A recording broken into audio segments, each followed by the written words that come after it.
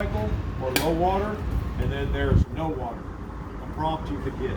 Now these engines out here, I don't know about 24 because it's a source engine, but I know engine 12 over there, all it gets is a flashing RPM light.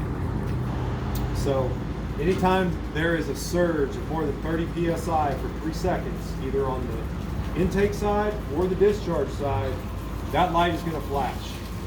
And all that's telling you is there's been a surge in the pressure somewhere in the system somewhere. So what do you need to do? How do we resolve that? So we press the increase or decrease to resolve it, and then the light should go solid again. You guys will see that. So that could happen when they shut the ram down at the seam. So you would expect to see a spike in pressure, right? And a spike in intake pressure. Or I would expect to see, if I'm at the source pump, or a spike in residual pressure when they shut the ram down, right?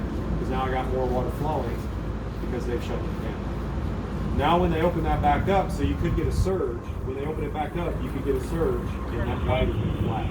It's just telling you. Engine 1 firefighter from Engine 1 driver. Low water.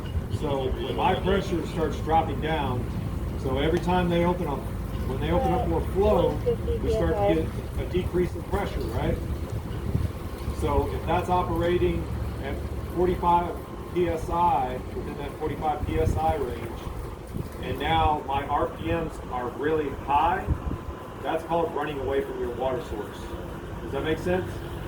So my pressure's low, my RPMs are high, my engine, because I'm in RPM mode, I'm just set at a certain RPM, right? My governor is not making the adjustment.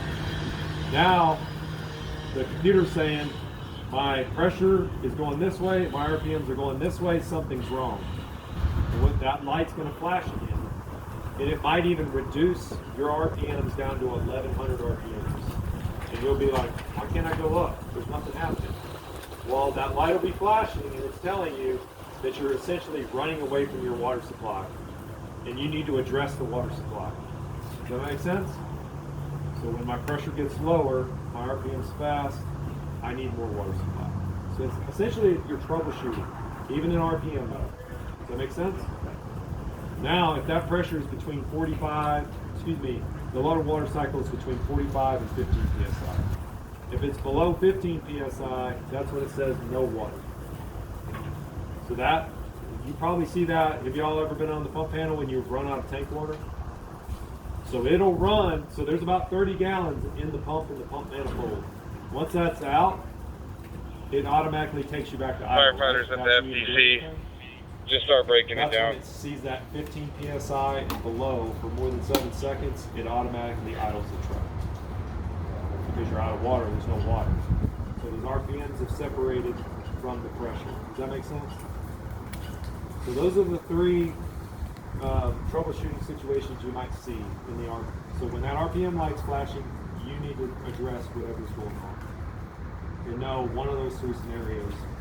Now the newer trucks with the Fire Commanders will actually have a prompt and you'll see RPM limit, low water, or no water.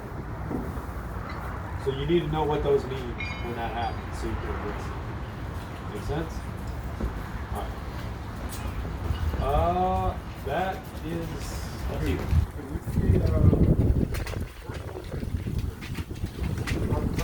right. That's a good question. So if we between the source engine and the relay engine, if we burst a section of hose because we say we go above that 200 psi max testing pressure that's on that 5 inch, then what we would see over there, we would lose supply on the relay engine, right? It's just like pump troubleshooting. If we, so what you're going to see is that pressure coming in is going to drop way down. And so either you're going to get a low water or no water, depending on how far that pressure drops. If it's between that 15 and 45, you're going to get the low water. If it's below 15 psi, you're going to get no water. And then you're going to have to figure out why. You're probably going to call the source engine and say, hey, my pressure's really low. Can you bump my pressure up? And they're going to say, well, my engine's already pumping at 150 psi. What's that going to tell you? There's something's going on in between those engines. So, like LT said, it's probably a burst hose. Or some knucklehead drove over our hose and cut it. That's happened before. Does that answer the question?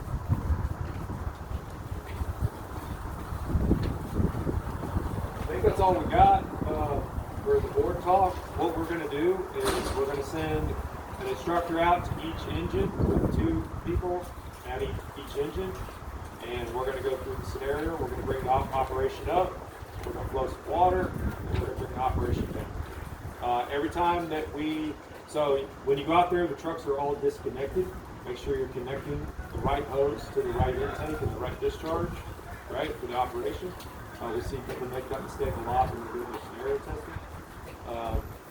So every time we'll break it all the way down so the next group has to connect. Once we get an operation up and going, we bring it back down, we disconnect the hose, we're just going to rotate clockwise. And we'll go, then that group will go to the next one. And then we'll bring it up again. Would you like Bill and staying with them? Or Yeah, no, I thought it was good because you can kind of expand. So we'll just stay with you throughout the rotation. Then we'll come back here, we'll talk about it, see what we learned, and then we'll let y'all go out there and just guys run your operation. We'll be out there to watch, but we'll just let you get it going, what you can. Make sense? All right, if y'all don't have any questions, make sure each group has a radio. Yeah, but there's a radio. What's on the- engine 12 already.